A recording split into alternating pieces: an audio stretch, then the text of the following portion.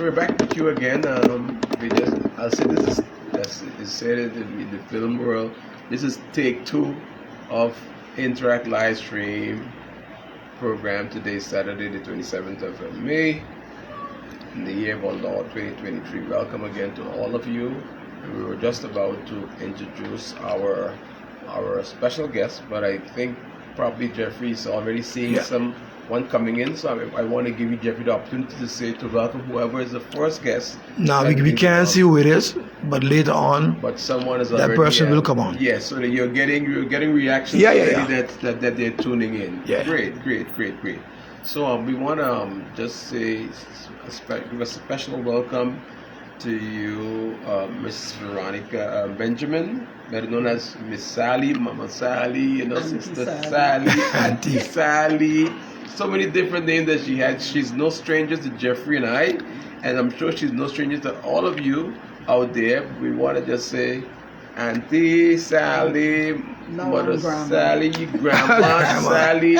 For me, Sister Sally, big sis, because, we've had so much history together over the years, with yourself and your late husband, Mr. Edward Benjamin, who was, served with you in this mission that you've been about. And we'll talk about how many years you've been there. So welcome on our Interact live stream program, Miss Sally, and just say whatever you need to say to our viewers out there. Oh, thank you for having me on.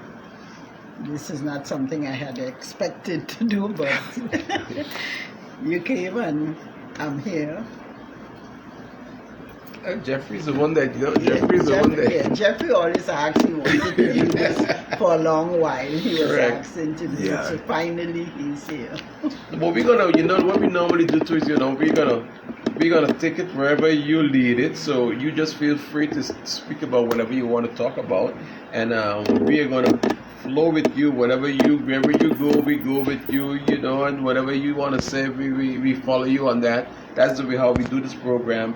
It's not pre-prepared in the sense that we're going to have special questions we're going to be asking you, but it's just about the life in service of what you do here. So in the initial introduction, we would like for you to talk about the history of and what you're doing here, and then we'll take it from there. Well, I came to St. Martin in 1970. On vacation, and that's how I met Edward Benjamin. He offered us a ride to the airport, and we used to keep in contact with each other, and then he asked me to come back to St. Martin to live, to maybe get married. I said, well, that is something we'll have to decide when I decide to come back to St. Martin. But in 1973 I came back to St. Martin. Wow. And we got married in 1974. He was working then. He had just also came to St. Martin from Holland. Okay. And he was working with GB. And when he left GB, he went to work with, it was then Lance Radio. Yes. Yes, so they were sending him to Holland, and I went to the airport, and one of his co-workers came with his 2 daughters. And instantly they wanted to go home with me. And that's how I started accumulating the children from on this island. Okay. Yeah, they were the first 2. And then I inherit right now. He is the CEO for Telem, Kendall Dupasoy. He was the first boy who started coming home at my house. Okay. He came with my son, and then he was a regular visitor, and then he became a member of the family because he was always there. And we had we were living Soccer Garden then, and we had 12 boys were coming at our home, because I had my son, my daughter, and my niece. I was rearing my niece, so I was Auntie Sally to everybody that comes in the home. How long ago was that? That was also in the 70s? Or it's in the 80s? 1978 I moved to Soccer Garden. 79 they started coming at my home. In Soccer Garden. I even had 2 from the friend side that used to come over. They were going to school over here, and they will come most of the time and stay with me. They will go home to come back on Monday, and maybe Saturday I'll see them back, or Sunday they'll come back over. So we always had, a lot of children. There was 12 of them every day, plus my 2 kids and my niece. And yeah, we'll go to the beach with them. We will go to dinner with them when we make anniversary. They make birthday, we'll do our own little do because it was a lot of them in the house and stuff like that. But they want to live in with me. They will come after school. They who want to eat will have lunch, and then they will do their homework. When I come in the afternoon, we check everybody that they're all okay, and then they will go home. In those days, you could have done that because the children will listen to what you tell them. You're not supposed to do this, you're not supposed to do that, and they would not do it. Make sure when you eat, the house is clean. You come home and the house is clean. So you could afford. In these days, no, you can't do that unless you're home all day with the children. It's a totally different game now with the kids. I want to back up a bit because it is so amazing what you're telling me there, because because when you came to St. Martin, you said in 1973 you came to St. Martin. When you came to St. Martin, you came to St. Martin to, you say you're on vacation. I came on vacation in 1970. And then and I stayed at a friend's sister-in-law. And Yes. it was her birthday. And Eddie came to the birthday party, and then she asked him to pick us up and drop us to the airport the next day. Or you were And that's traveling how- back? Back to my country, yes, Okay. to the birthday party. And that's how we met. And you communicated from there, and then We used to write each other and stuff like that. We call it basic pen pal. We write each other. Correct. And then he asked me if I didn't want to come to St. Martin to live. And that's how I came to St. And Martin. you accepted to come. Yeah, because it was so jokey. When I came to, my friend knew St. Martin, and she told me, "Oh, you have to see St. Martin." And blah, blah, blah. When I came to St. Martin, I'm not saying this with any malice or anything, but I'm going to say it. When I came here, honestly, I thought I was living in the country. It was the country. So I asked the lady, I said, could you tell me where I can catch the bus to go to the city? She said, I'll take you when I'm going to work. Yes. So I went with her, and she told me, you can walk around and meet me back here at 12. We're talking about 8 o'clock in the morning. Yes. There was nothing much to see. No. Caribbean Palm was one of her old houses with pots and pans and stuff. Correct. So I walk, and it was mostly people living. Okay, it had Spritzer and Furman was here. Yes. Was here. And I walk up and down, there wasn't much, and I went in, it had DeWitt's bookstore. DeWitt's, that's right. And I DeWitt's went store. into DeWitt's bookstore, and I was inside up there messing with the people book to just, to kill time. And one of the workers thought I was Dominican. Okay. So the other lady asked, who is she? She in here so long. She said, that is a W-H-O-R-E. Mm-hmm. And I didn't say anything, but I keep walking around the store because what people say don't bother me. And I walk around the store, and then when I go to the counter with the book, I said, how much for the book? And then she was in total shock. So that was You speaking English too? Yes, so that was my first encounter of something like that on this island. But living on St. Martin, it was a pleasure in those days. Wow. It was like the whole island was one big happy family. So yes, you could go to town, you could leave your door open, your windows open. I had a neighbor that went and closed the windows to me because I went down and I left everything open, and the rain started to fall. And she went over and closed the window. When I was coming back, she said, I went into your home, because the window. I said, it's okay, you're my neighbor. Yes. And that's the way people used to live here in St. Martin in those days. But at that time you weren't, because you have your home in here in Mary Fancy. But at that time, I was living on Guanabee Road. oh, you were living on Guanabee Road back at that. At that time, then we moved to Sucker Garden. And that's Okay. where in Guanabee Road, I inherited my first 2 girls. And then when I moved to Sucker Garden, then I inherited the whole bundle. I had 12 of them. But before, Miss Sally, before you came to St. Martin, because you jumped right into doing, getting involved with the children. Yeah. Of course, it's because of your love for the children and all of that. But was that something that you came here with, or did you develop it here, or it was something that you grew up with all of your life, that you just had a love for children and you felt that you someday would do what you're doing now? No, it's from my upbringing. I have 27 brothers, 26 plus myself, brothers and sisters between my mother and my father. 27 of us. But I grew up as an only child with my aunt. Okay. I'll tell you this, to be Sally, you know, we laughing. Jeffrey and I are smiling because you are the first person in all of the hundreds of guests that we had on the program that has gotten so close to, in terms of having siblings as our grandfather. You heard of Alec the Butcher. Right. So you had a lot of children. So you're saying 27 children. Wow, yeah. that's incredible. Incredible. Yeah. So I can imagine. Yes, go ahead. So I grew up as an only child with my aunt. When I was 14, my aunt died. But at 14, I was already, when you say have an adult upbringing. Yes. Because it was just both of us. So if she collect her paycheck, we'll sit down and she'll tell you what she's going to do with this paycheck. Mm-hmm. If she want to paint the house, she'll ask me, what color you like? And she'll say, you know, for instance, if I say yellow, she'll say, I like green, you know. But she will go to the paint shop and buy a color close to what she like and what I like, and that's what we paint the house with. So when she died, and I had to move back home at 14, and at 15, my mother took sick and could not work. My older sister was not responsible like I was, so I am the one who quit school and went to work. So I rear all my siblings. Just for the sake of the viewers, I want to go because when you said you came here, I didn't quite pick up you saying where you came from at that time. Okay, I was born in St. Vincent, but when my mother moved to Trinidad, I was maybe 4 or 5 years old. I was picking up from Trinidad. And yes. Yeah. And I grew up there. I had all my schooling there and everything in Trinidad. Very good. Yes, so that is where I came from to St. Martin.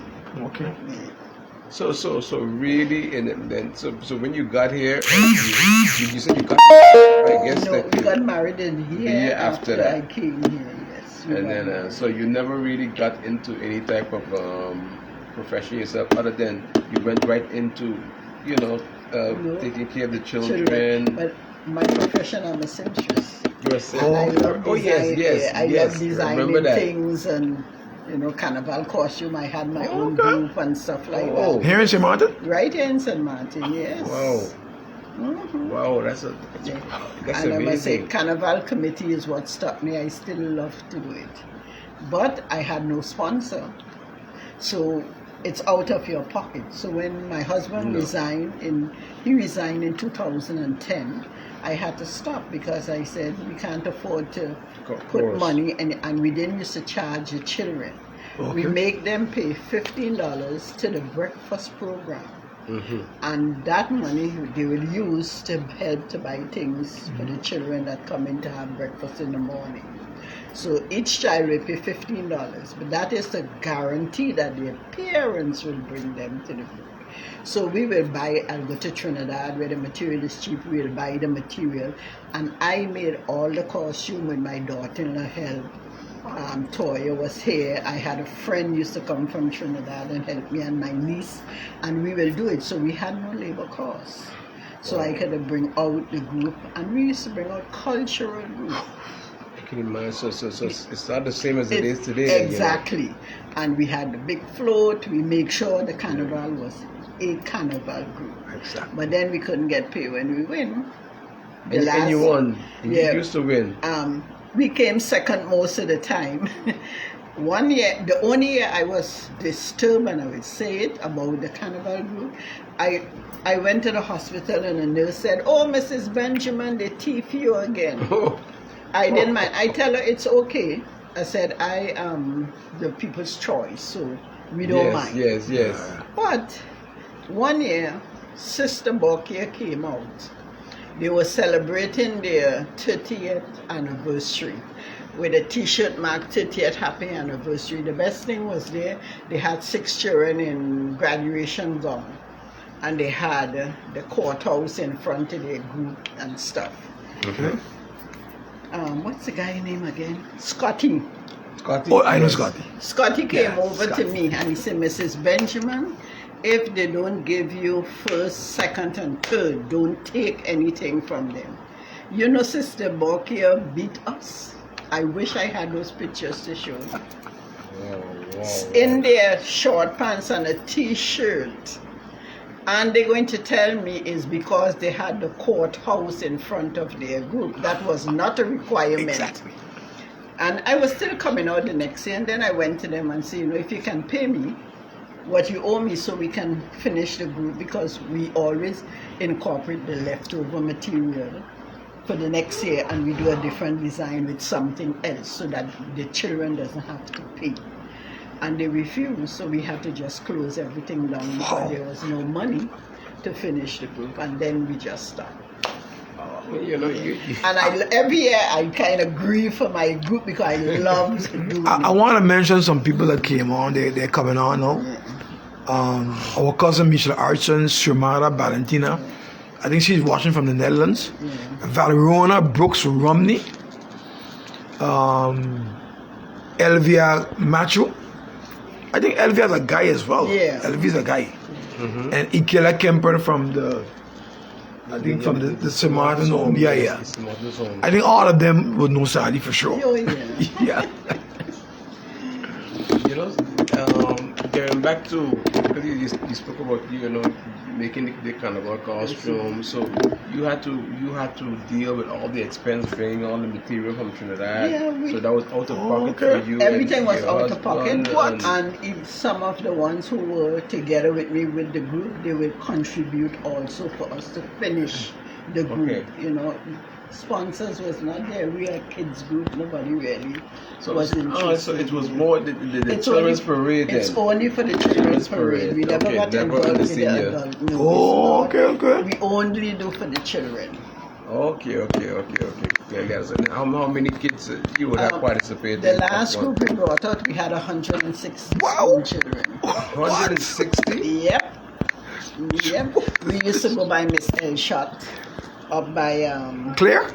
Claire children used to come and dance with us. Oh, The those Ruby, are the in Big, St. the Big. Peter's. Yes, and we used to Yes. have other kids that we pull off the street and stuff. 160 60 children? Yeah. But We we used don't to see have- that No. today. It's not there anymore. Wow, but what would you say would be the reasons for that not be the case? Because we didn't have a sponsor and I could not afford to do things like that But after. okay, but I'm saying overall, because I can't imagine. I don't think that there are any children's group having 160 children No, today right no. now in No, today's not time. the children's group. No. Because carnival become very expensive Yep. for the children. okay. That's I understand. part of it, yeah. I understand.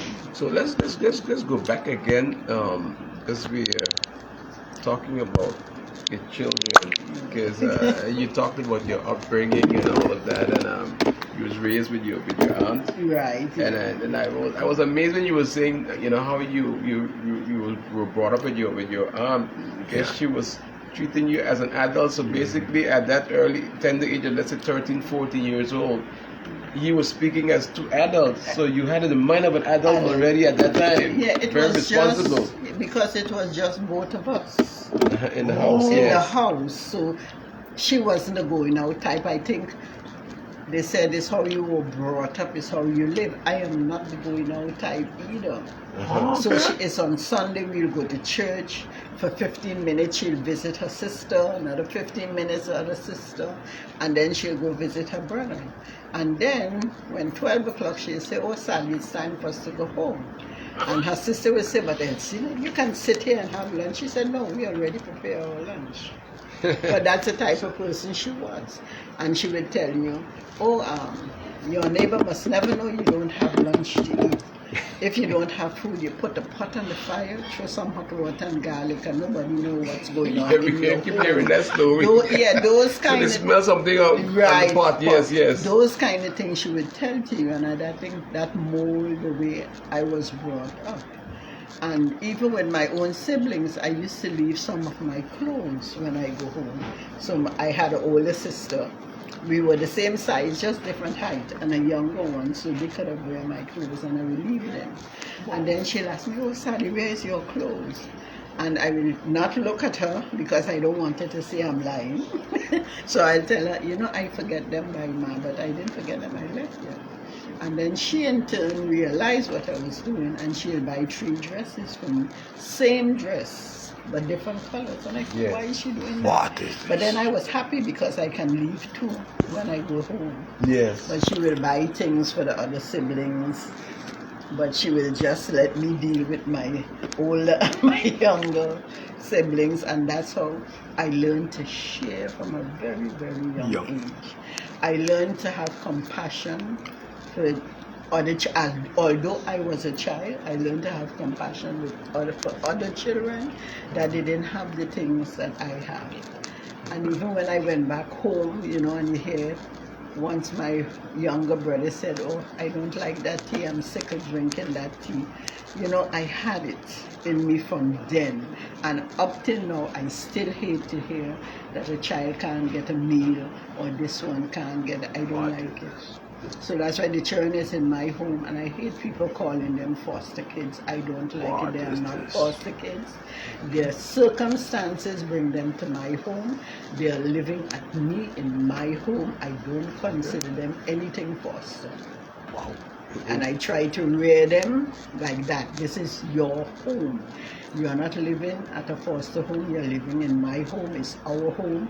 I teach them to keep it clean, to do the things you're supposed to do in your own home. So when they leave my home, they can also guide their own children and not go back to the same situation that they were in before they get to my home.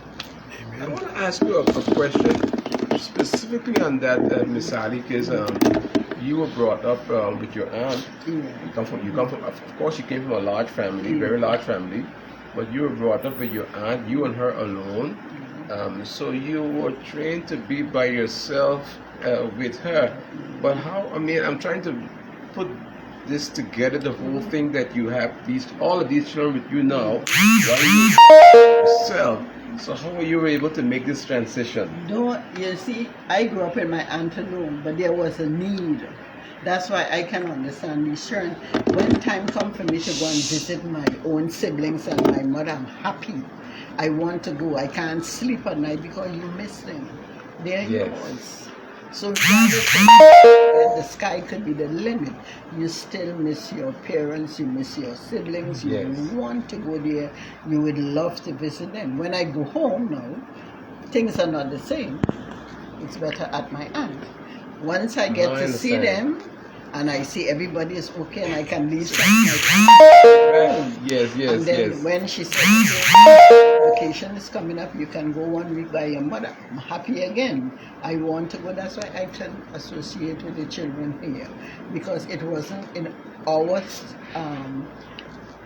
culture in the West Indies, in Trinidad, St. Vincent. It's an aunt will take you, or uncle, or one of the family members. You really don't go to strangers. But the strangest thing here, most of the children in my home is my in-laws. When you say in-laws? Yes. What do you mean? Most of them is related to my husband. Okay. Most of the children are related to your husband, so it's like they're still husband, so there's family, there's family. It's family, so you can't treat them no different. But regardless if they're family or not, we treat them as such in here. It's Auntie Lisa, it's Auntie Donna, and we make sure they remain with that respect. Once they're living here, you have to respect the adults in the home. So you're saying that actually, Miss Sally, what you're saying is that it's your husband's family that saw what you were doing, and it were them that were bringing they bringing their children. No, it came from Quarter Guardian. But so they happened to be. Wait, the first set of kids that I used to come to my home, they had nothing to do for government. It's from 2020 we did the foundation, and how we did the foundation. like 4 years before that, a friend of mine, she know I love children, and it had this lady that had a set of children, and she was sick. So she asked me if I can take in these 5 siblings. But they were 1 year, 2 year, 3 year, they were 1 year older than each other. And I used to travel a lot because I used to go back home to see what's going on with my mother, what's going on at home. So I tell her I'm traveling too much. And I cannot, my husband can't take care of 5 small children like that. And how I get involved with the government, there was a home here that needed a place to rent and they could not find them. And I keep hearing it on the radio that they're looking for this place, for this foster home. So after I hear it a couple of times, I called Court of Guardian. What was the name of this home? It was Crystal Home. I know exactly. Yeah. Okay. I know this. So Yes. I call Court of Guardian and I tell them they can bring the children, I will house them. Yes. And when they find a place, they can come and take them. Yes. It never happened. And Wow. Joel Arundel, after I think a month or 2, Yes. he called me and asked me if I want to take in a 13-year-old girl, and I said yes. And that's how I got involved with the government. It wasn't a plan of mine or anything like that to open a foster home or stuff. When I take in, she's still here, Toya. When I took her in, the Christmas, I invite 2 teachers to the home. We were having lunch. And then they start to talk about these children, how they're in a home and they're treating them so bad and what they're doing to the kids. And when they called the children name, I almost got spasm. It was the same children. And I went the January, it was the January 6th, I think, SJIS opened back up, and I went to Meredith and I asked her to give me the kids, and they give them to me. And that's how they keep asking, when they call, could you take in another child? I think, and then I keep saying yes, because you don't want to hear another sad story about anybody's child anymore. And that's how I got involved with the government. It wasn't planned. It was nothing planned to do this. I heard you said, Miss Ali, getting involved with the government, yes.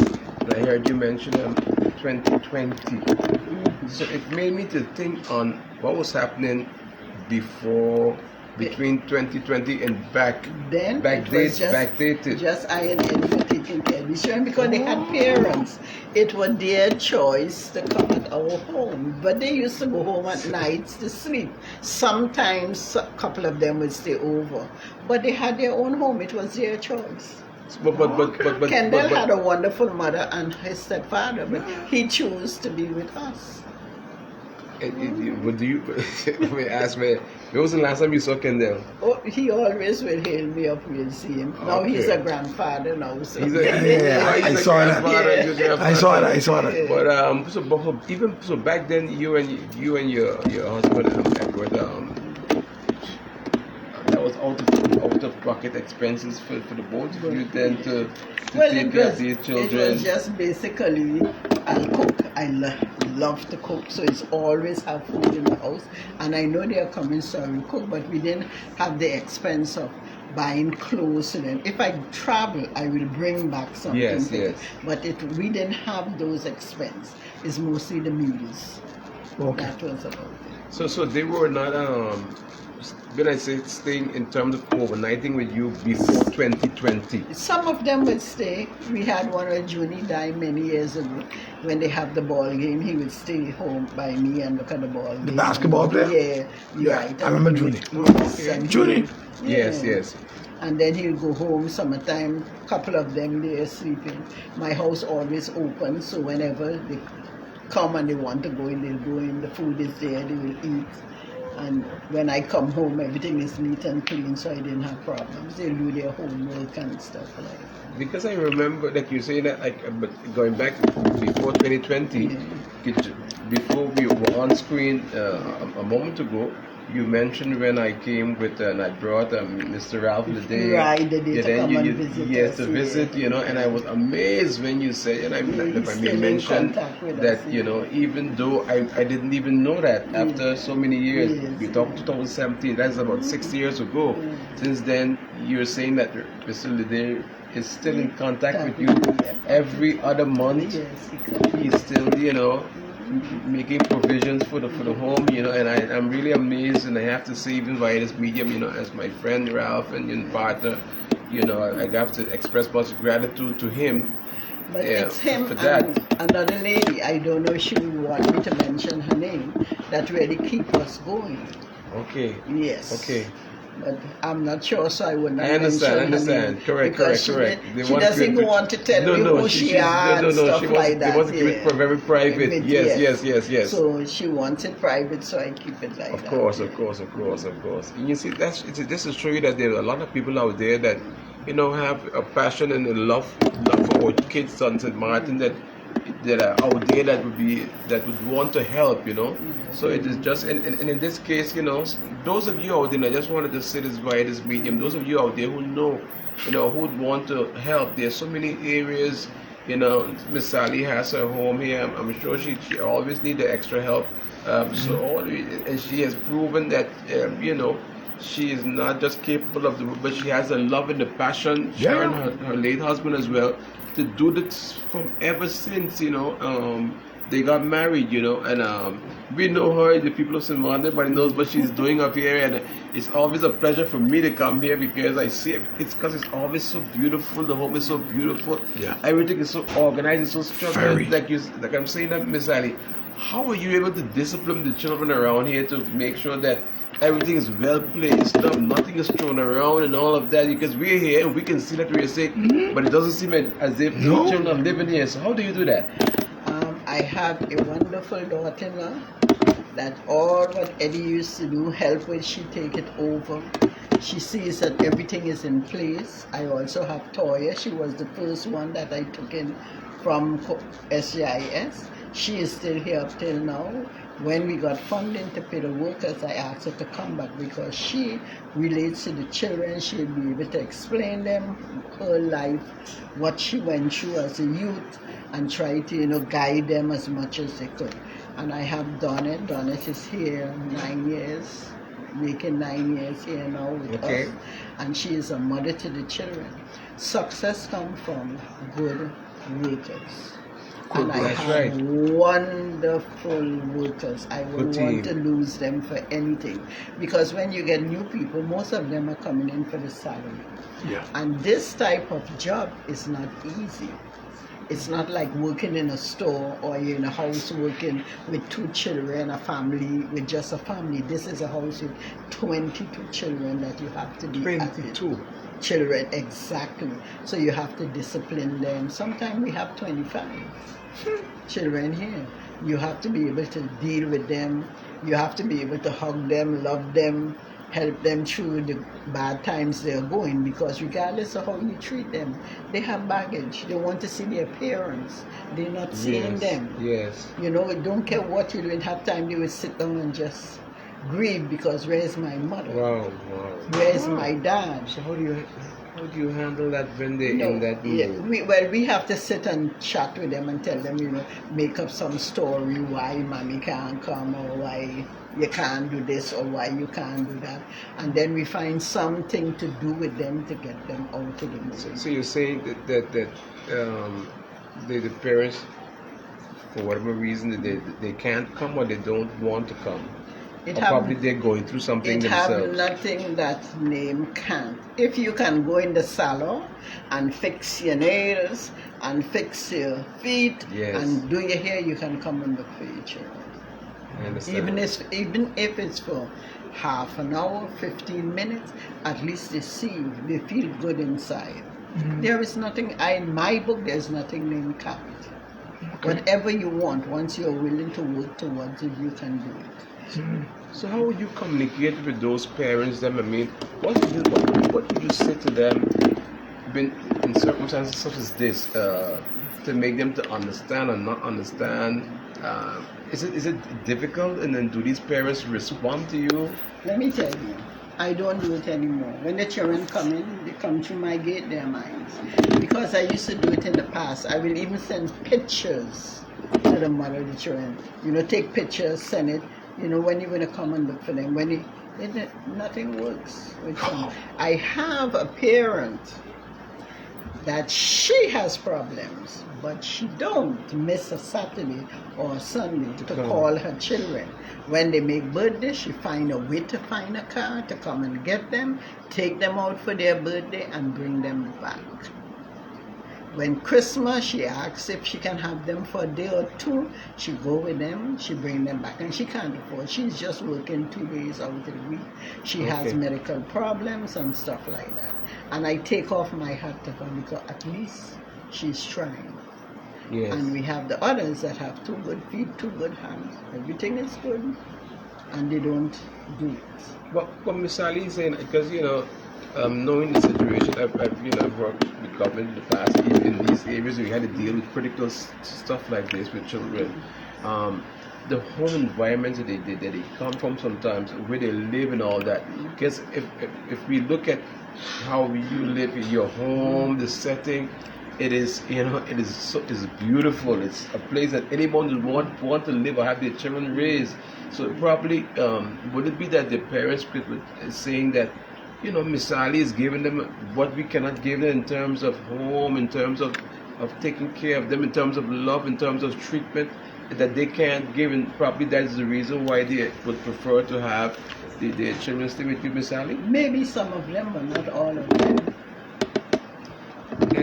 Because if you watch their lifestyle, you watch, for instance, I have children here for 7 years, and you go back. No. Even if you think I can take better care of your children, at least come and look for them.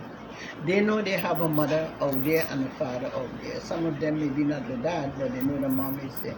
At least come and look for them. Even if it's for a couple minutes. Even if you don't want to come in, you can come by the gate. They'll come down and talk to you. Hug them. At least they have some kind of memory. For instance, you can go to the dollar store and buy a dolly for $1 and bring it here when your child make birthday and give it to her. You wouldn't believe how that child will take care of that $1 dolly and put down the expensive gift that they get there. They cherish it because it's something from their mom. At least do something like that. In saying all of that, because this is a very serious and a deep discussion here, Miss Sally. How do you look? The realities are the realities. Now you have these kids with you, very young. What is said to them, what they experience in life at that young stage can have an effect on them when they become adults. Now you have a responsibility as Mother Sally, to even in spite of what they're going through, still show them that love and still not, as we would say in St. Martin language, bad mouth, not want to say anything negative about their parents. You cannot. That's what I'm saying. I wanted to make that point. Yeah, you can't. And then it's not I alone, because if they don't feel like my grandma, they have Auntie Lisa they can turn to. Yes. They can go to Toya, they will chat with them. Toya, they lift them up, they hug them, stuff, things like that, they will do with them. So most of them, they don't feel left out for anything. We make sure when they go to school, they look just like every other child in the schoolyard. They don't have no holes. Their clothes are neat and clean. When we go out privately, it's the same thing. We teach them here, go and take out that pants you don't know. Go and get a shirt that match the pants. Yes. Things like that we do with them to build up that self-esteem, that pride. People give them things, but when they go out, they wear their own clothes that are bought from the store. We don't let them go out with anybody's clothes, because maybe mommy's child knows she bring the dress up here. They might meet and say, oh, mommy, look, she wearing the dress I give you. I don't ever want something like that to happen to any one of the children here. So they wear their own store-bought clothes out of the house. So in saying that, Miss Ali, you're saying that you prefer not to accept donations from folks out there who want I'm not saying that. No, I'm not saying that. What I'm saying is, when they are going out, for instance, they are going to the movies, they wear their own. If people they get brand new clothes, people bring them. Yes, as gift. It's theirs. Yes, of Don't course. misunderstand me, it's theirs. Of course. That they can wear it, but anything that I use, we don't allow them to wear it outside. They can wear it in the home, Maybe we go to the grocery quickly and come back, but personally, they wear their own clothes. Because they come here with a lot of baggage. Yes. We don't want to add any more to it. Of Because we course. had, the reason why I don't do it, we had a problem like that. The gentleman brought some toys here. Not much to talk about anyway. And he came here, and there were a whole bunch of children in here, plus my children. And they were playing with the toys that didn't belong to him. And he turned in front of everybody and tell his children, oh, some of those things, it's yours. I got up, and then I think, and I sat back down, because it would not have been nice. So that's why I personally do things like that. I have a question to ask you. Saying all of what you said, Miss Ali, you have children here for many years. You mentioned the youngest age to the oldest age. How quickly do they adjust, and do some of them not adjust, or would all of them adjust? And would it get to the point where they feel like, it is Mama Sally for them, that they don't want to ever go back to where they came from? We have the ones that we had from like 2 weeks old, couple months old. Some of them call my daughter-in-law Mama. Of course, They call, they're so young. this is Grandma. At night they will come, good night Grandma, you have to give them a hug and stuff like that. Those are the children that don't tell them they have to go home, but it's rough. And things has changed now. We could keep them until, if they're academically inclined, you try to get them into Holland to get to do it, and they can go to school. But now they're going to leave my house at 13. It's a difference. I like that you brought up this thing about if they're academically inclined. Talking about academically inclined, so their whole educational development and stuff like that. Can you give some, let's say, some examples of some of the, let's say, the academic achievements or because they go to different schools, I guess. Yeah, they'd go to Maybe they would go to the academy or one of the primary schools or Methodist College, or so it's not that they come with special learning disabilities, or so they just like any other normal child. Any other normal child. So they go to any school. Any school they can go to, yes. We have some, for instance, we have one came in at 7 years and never went to school. The brother just started school when he came here. Okay. He's having a problem, so he has to go to a special school. Okay. But once you have them from small, you send them to school at the school age. And you like you said, special school, then so you have that experience then to make provisions for them at that special school, so you would know exactly with that type of situation where to have them get the assistance that they need in terms of their development. No, when SJIS take the children, they have to take them to the doctor. Where is that? SJIS. SJIS. Court of Guardian. Court of Guardian. Right.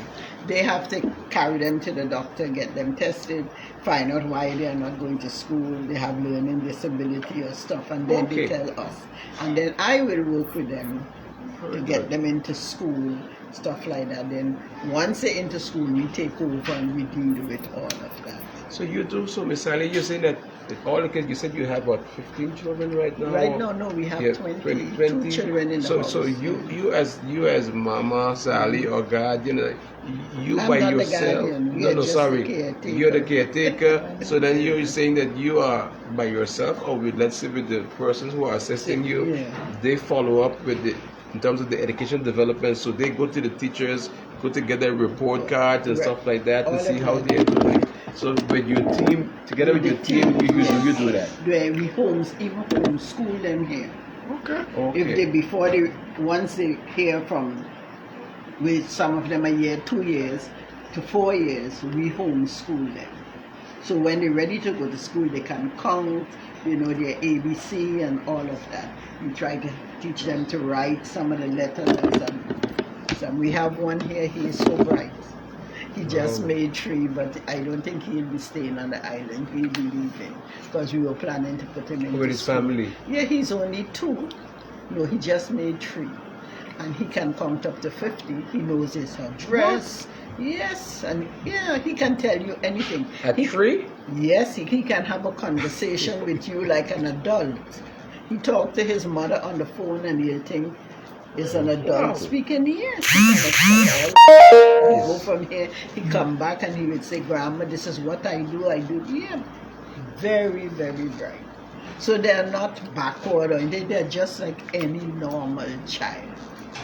So they do you have situations where some of their parents would want to come to take them back, and then they do not want to go, or they feel themselves so connected here or so attached to you that they just do not want to go back to their parents? Well, we never had a situation where parents come and want to take them back.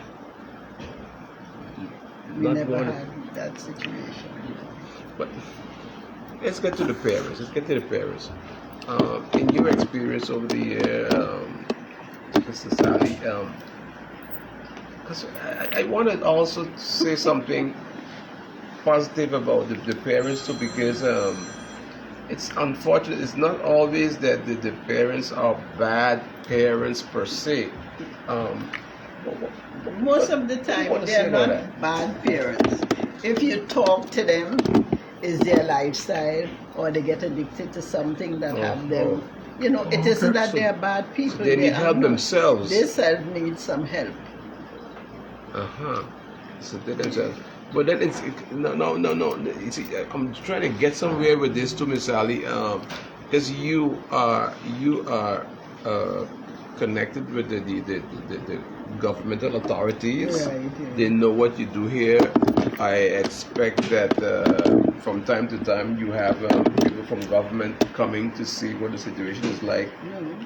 So but they do assist you.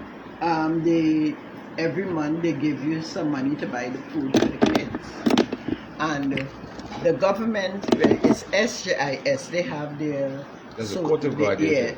and the court of guardian, they have their social work, and the guardian then for the children, and they're supposed to come in and chat with them, find out. They're supposed to even come and take them out of the house, because sometimes they might have something they don't want to discuss in front of me. Yeah. So they can take them out, listen to them, hear what they have to say.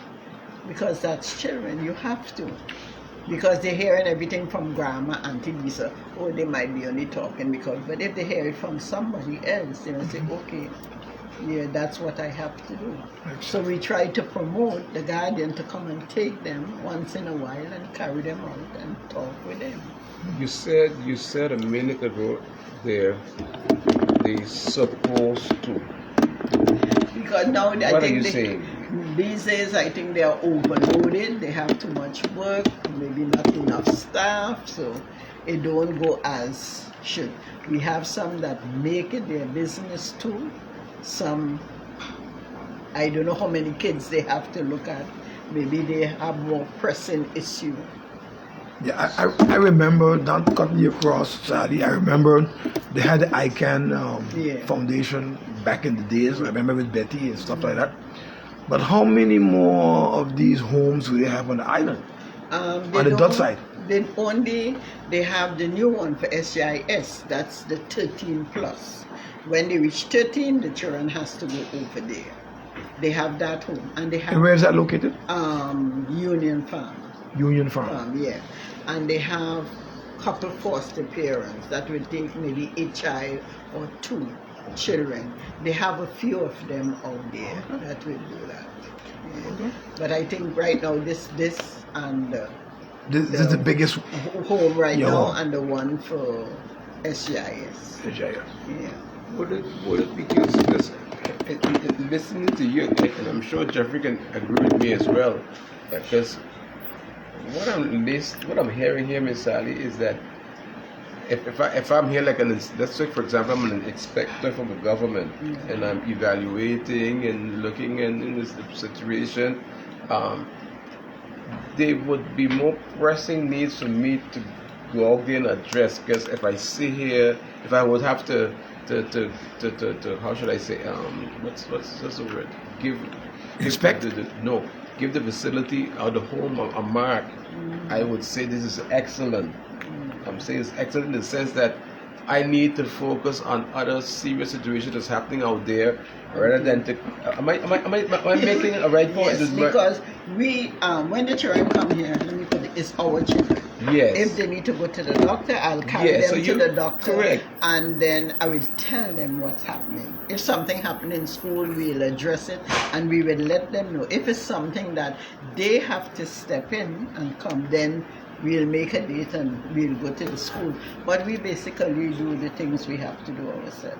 We take them to the They doctor. understand that, they know that, and they have that trust and they have that So I confidence. guess So so. they Yeah. really don't need to, you know. Yeah, and we don't call them if we don't have a need for it, which we really have a need for, to call them to come into the home for something. So when you say call, so are they For assistance, we correct. need help with something which we hardly do. So when you call, would there be specific contact persons Yes, for that each, you have? yeah. You can call Jane, you can call Mary, who is. Each child have their own guardian. So maybe one person have 3 children in here that they are the guardian for. Then another one might have 2 or 4 of them, that, because it depends. If 4 in a family, they have 1 guardian for those 4 children. So if something happened to them, you call that guardian. And that guardian is someone separate to their parents. Yeah, that's have nothing to do with the parents. Anything that happened to the children, hospital, doctor, whatever, we deal with SGIS, their guardian there. We deal with it. So they have medical insurance, so SSB and all of those type of things. Yes, with the ones who don't, they give you a guarantee letter to take them to the doctor or take them to the they're hospital. medically covered. Yeah. Very good, very good. I have a question. Do you have any of the children that are with you that is over the age of 18 years? Not anymore. We won't have them. We Not used anymore? to. No, because when they reach 13, they have to go by the Oh yeah, you told me. Yeah. the home in. Yeah. Yeah.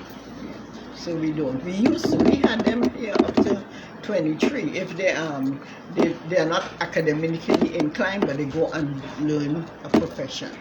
And when some of them, they will shack up, maybe a cousin they go and rent a place with, or a friend, and then they will leave. That's when they're working and have the money to do so. But we never put them out.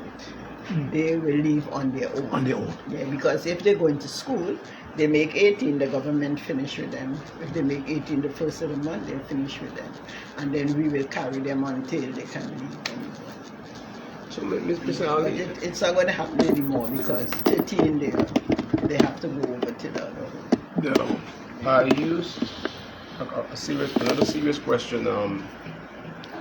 23 children, 23 mouths to feed with all of the assistants that you have. They live in as well too. No, they don't live in. They don't live in. My daughter-in-law and Toya, we don't have vacation. We do all the nights So you. and day. Okay. Okay. So how big is the staff?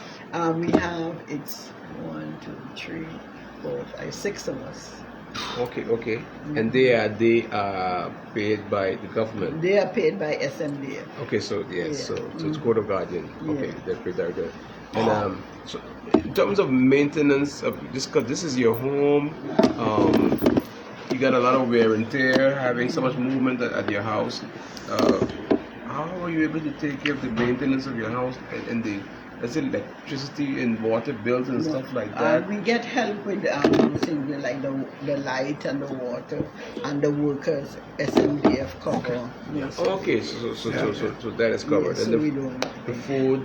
The food, the money from Court of Guardian, we're able to buy the food, plus we get every help because we have to buy clothes for them and all of that. Yeah. So that is where your guy helps. When he helps, we can buy other things, and my good lady, the angel that we have. Yes. We can do and keep our children up to a certain standard. I have a question.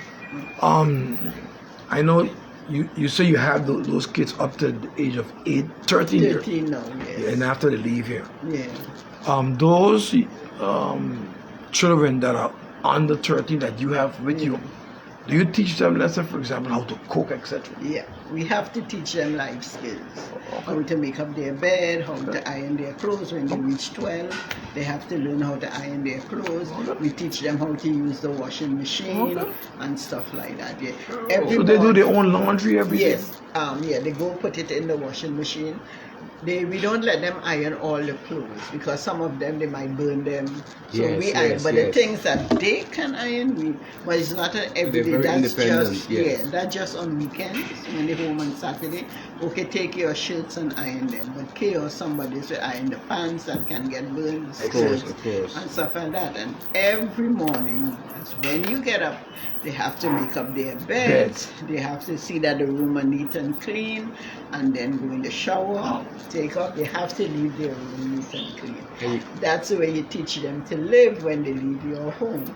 But now they're leaving at 13. I don't know what's going to happen after. But you're saying with all of that discipline and that training that they get here, they transform into having that type of discipline. So you would say you can't say that those are areas that you have to fight with them because they are very disciplined in those areas. You're saying that they're very sometimes you still have to fight with them. They're teens. Of course, what they say. But they are not. They won't be as bad as if you don't tell them to do anything. Because if you don't say anything, they'll throw the clothes. They're teens. Yeah. But we keep it, the rules, every day. We stick to the rules. We don't change it for anybody. Because if you start changing it, then you start to have problems. So you have to, I come downstairs in the morning, did you make up your bed? I know the bed isn't made. You go up on it. Yes, but you have to stick to it. You can't leave them. So you gotta be consistent. Yes, you can't leave them not do it today and do it no. You have to make sure every day it's consistency. Yeah. Then the problem is less, 90% less. Because they know grandma going to check, so let me do it. They might slip up once in a while, they come down and start to check. But when they see me, sometimes you don't have to tell them, they'll go up and they know I'm coming for them to. But that's how you get to keep the house I give you a lot of credit. How was it? So you would say that their overall behavior is above average, yeah, very it is well. Above average. And then how does their behavior translate when they go out on the road out there, other than school? How do they behave? Do you go out with them all together at one, or do they go and all together at one? Once what they do here, they don't do it outside. People look at me. How can you do it? They know when they go out there, they have to be respectful and behave themselves. So if you go out with these 23 of your children in one place, everybody knows how to behave and conduct themselves. People watch them and they can't believe these children can be so well behaved. Home they can do a little thing when they go out, they just. But hey, Pa, I said, we're going out, so you know what time of the day it is. So do you take them to do you take them to the beach, or do you take them to a movie? Most of the time, we take them to the movie or to the beach. Sometimes the Indian committee will take them to Burger King. Well, not the Indian committee, some of the Indian. Yes, I understand. We have a lot of them in Madam Estate. Understand. They will, pitch in, like when the children make birthday, they will bring something for the kids. Every year after Christmas, they will take them to McDonald's or somewhere and treat them and things like that. But do they, you say they take them as a group together, like little brothers and sisters, but do each of them individually have their own little friends from school or whatever that they can go out with, or that visit them here? Do you have that kind of interaction? No, we don't. That we don't have. We have so we don't try to. Yeah, they have their friends at school and stuff like that, but we don't interact. If they have a sibling somewhere else, then the sibling can come and visit. What about their religious upbringing?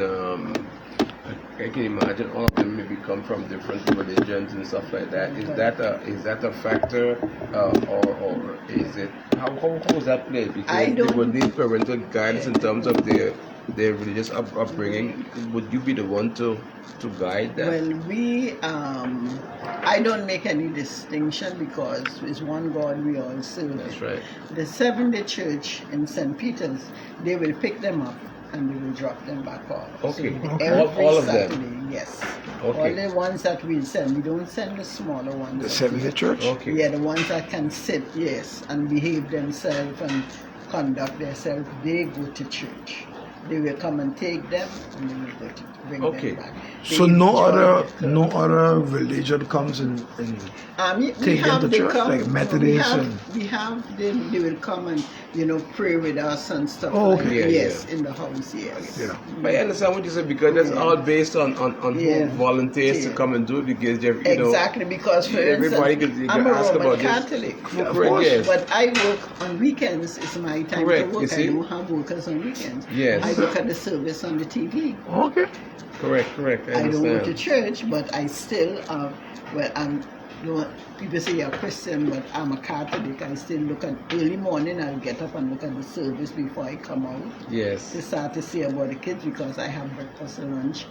Toya and Lisa, they will do dinner. So I have to be here on weekends. So I don't. It's a long time I haven't been in my church, but I just look at the service on TV.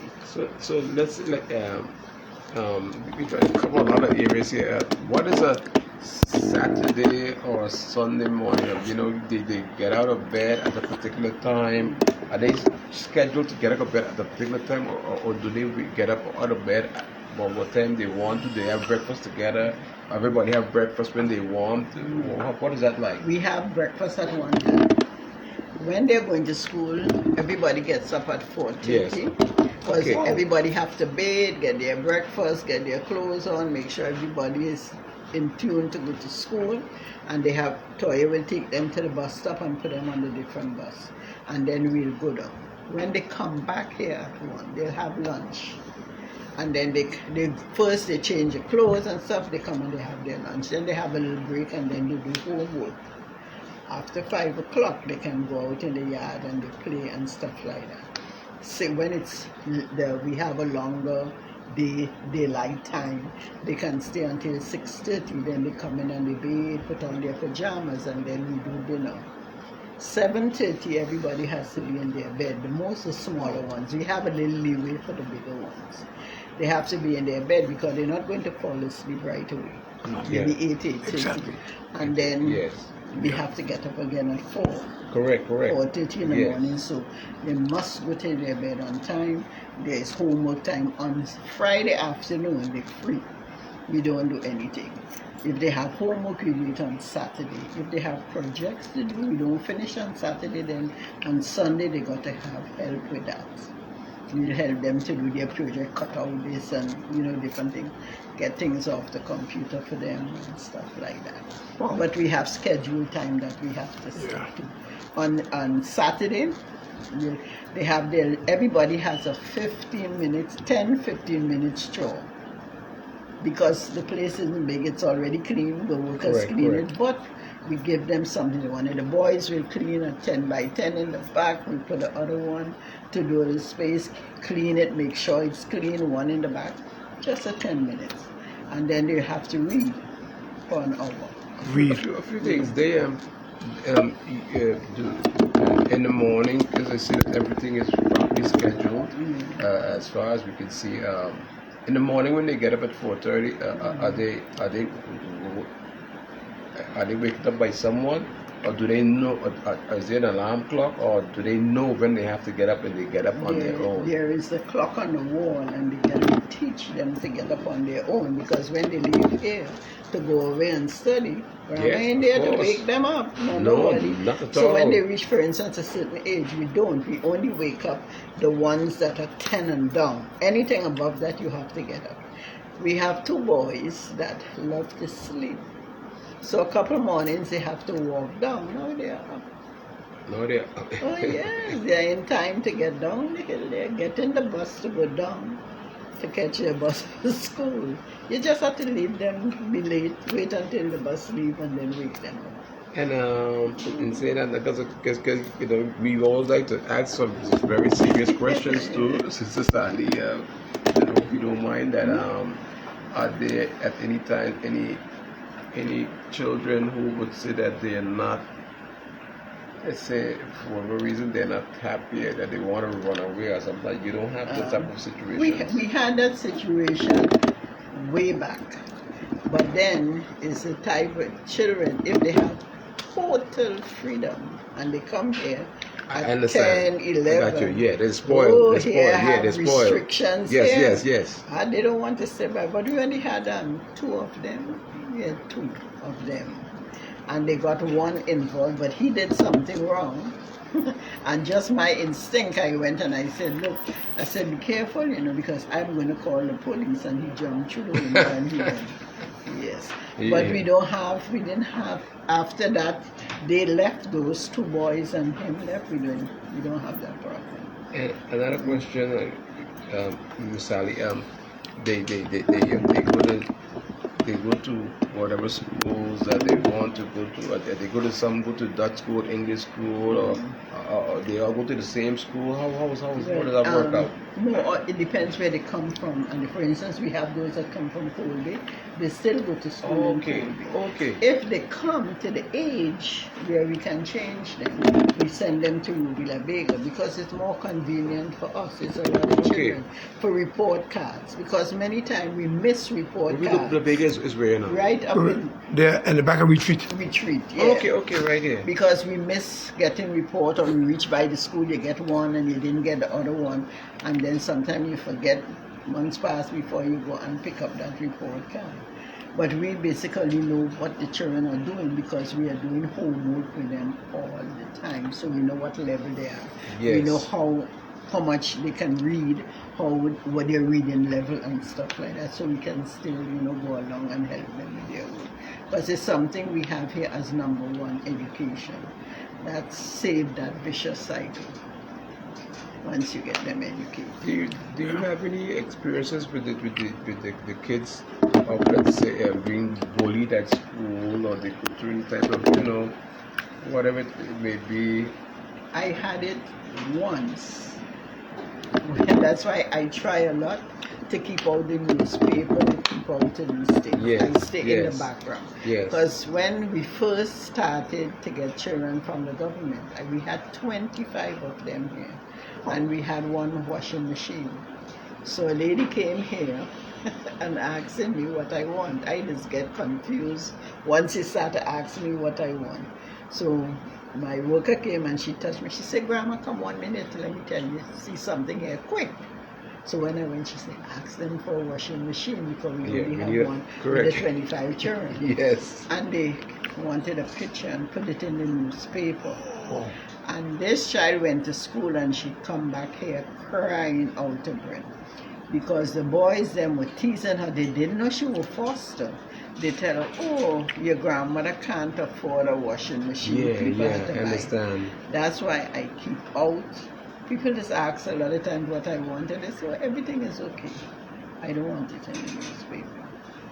It's to protect the kids. I agree with you totally. Yeah, it's not about public propaganda. You do it because you want to do it, but not for you to say that you're giving donations and stuff like that to make it a public thing, and then it puts a lot of pressure on the children. On the children. The service clubs, they have to because they take in the public money. Yes. But we try to keep away. Yes, I don't like course, the newspaper thing because children reading the newspaper and the children get the back end of it. So since that time, I keep away. Sometimes we need something, but I wouldn't say it. I won't ask. So, Miss Ali, I'm gonna ask you another serious question because you've been doing this for quite a long time. 52 years. 52 years. That's like, for me, that's like a lifetime. 52 years. For you, Miss Sally, how long more can you do this, or do you want to do this? Are you able to do this? And if so, if not, or whatever, do you have a contingency plan in place to have someone take over? Because you said you have a team here and people that are well trained by you. So have you made plans already for the future in terms of when you retire and you say, okay, you know what, I can't do this anymore, are there folks here that will take over from you so that they can be guaranteed continuity with regards to this home that you've developed over the years, especially the children? Children, yeah. Well, that right now, I hardly get involved with the day-to-day things. My daughter-in-law Toya does it. Okay. I go to the court cases, the doctor. What else I do, Toya? It's court case and doctor. And if, for instance, something like this, because they don't like to talk. That's your daughter. That's Toya. Toya. That's my adopted. Oh, okay. So she's your right hand. Yes, she and my daughter-in-law was sitting in the kitchen there. Yeah. Okay. Oh, that's your daughter. Yes. Oh, I know her. Okay. Yeah, so they basically is doing it. So it's up to them if I pass, if I can't do it and they want to. But they do most of the work. Sometimes I don't even come downstairs when I don't have to. Weekends I have to. So you're saying, in other words, if you were to take this is my daughter-in-law. Okay, this is your daughter-in-law. How are you?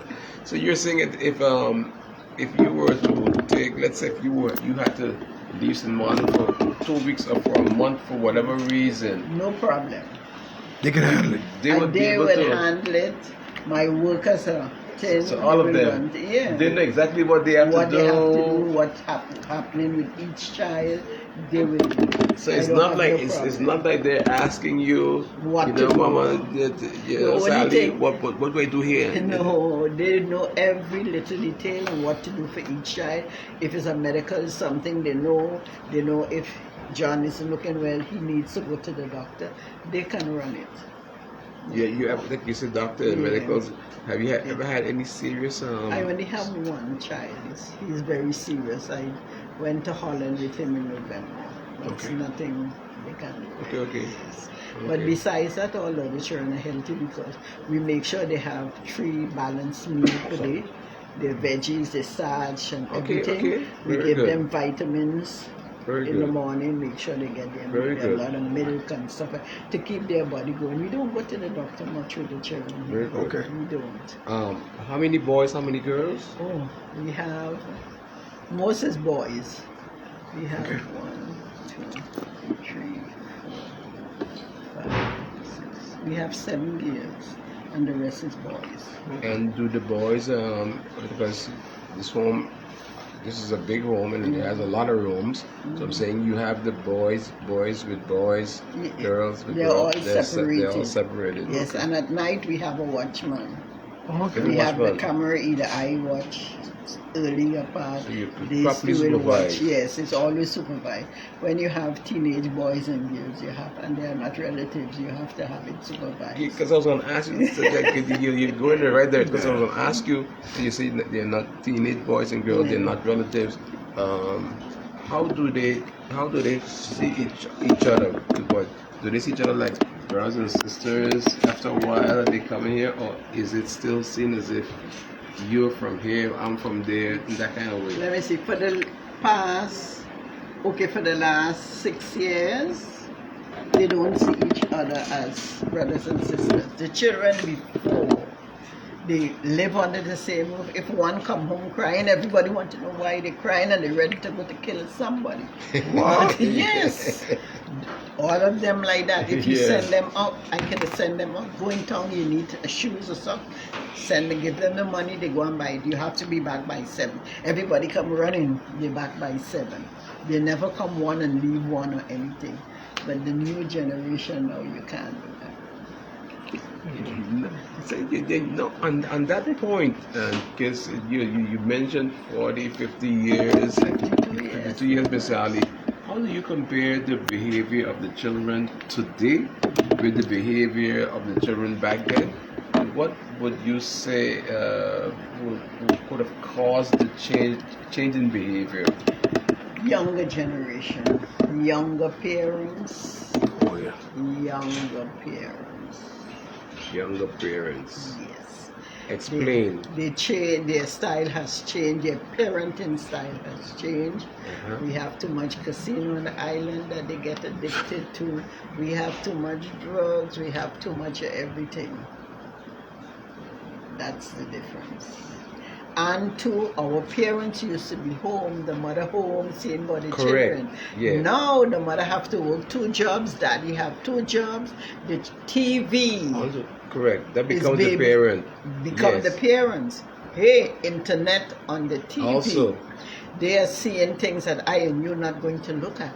Correct. I know it because my children come home and tell you, they give me this thing, grandma, because they know they're not supposed to pull up thing on the computer without Yes, permission. yes. They, when you look, it's a porno site, they give it to them. Wow. So it's totally different.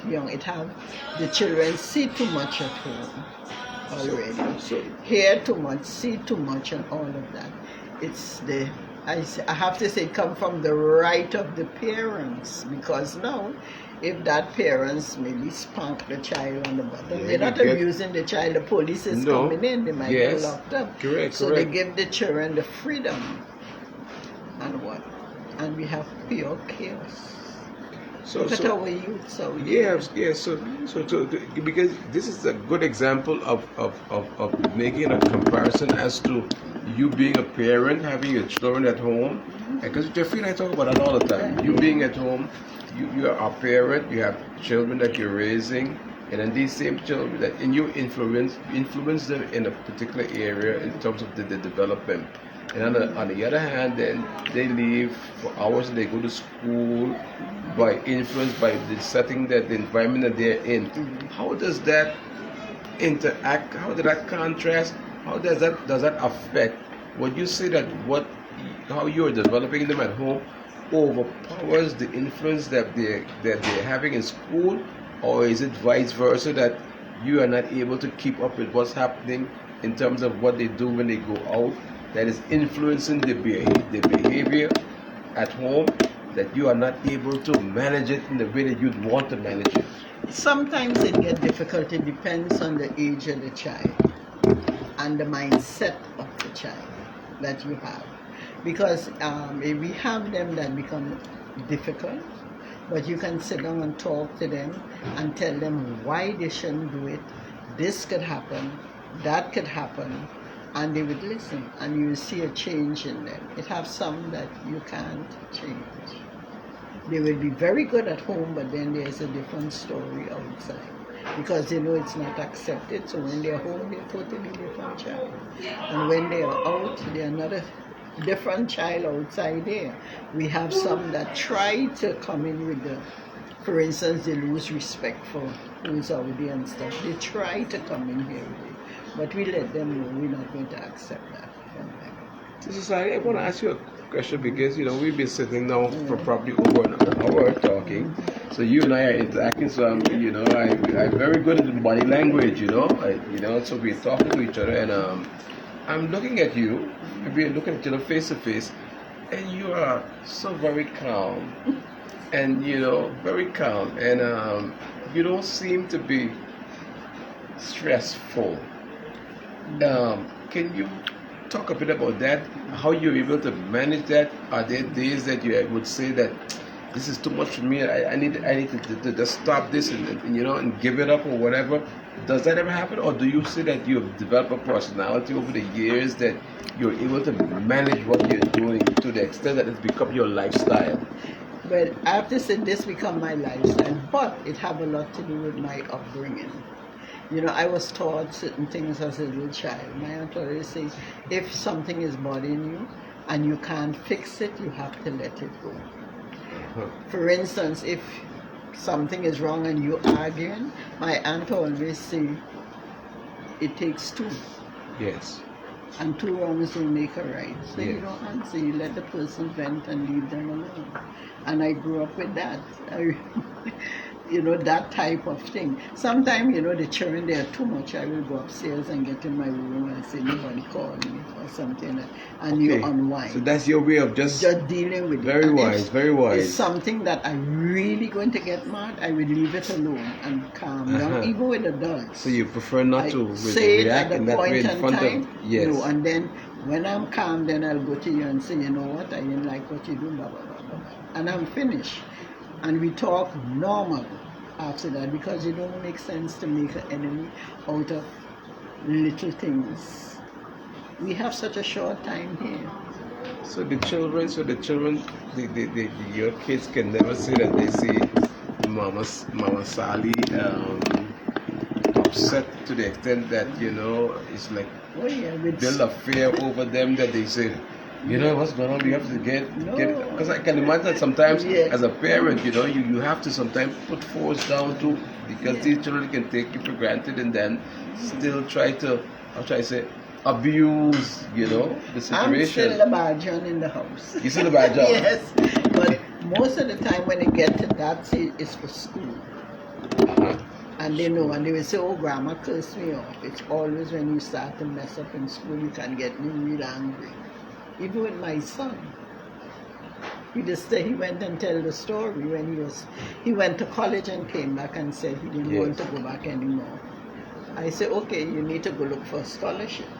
Because he's going to San Francisco. Yes. And it's only $3,000. So I asked him why he think his school was $21,000 a year. So 1 week I asked him, you went to Lynch? He told me he overslept. The third week I hold my child, my one boy child, and I put him on the ground. And I tell him, come. All he had on was the short pants from the pajama, and I put him out the gate and I locked the gate. And I tell him, I locked the gate. I said, you come here with nothing, you leave with nothing. I say, I have to work, your father have to work. I say, if you decide you don't want to go back to school, then you need a job. You need some place to live. I say, if you decide to go back to school, you come and I'll open that gate for you. How old is he? He was 17. Okay, at that time. Because he left when he was 6. Yes. And we live in Sucker Garden and he walked the bank all day. Okay. And when Eddie come home, he say for lunch, he say, oh, I see people in war, and he eat and he went.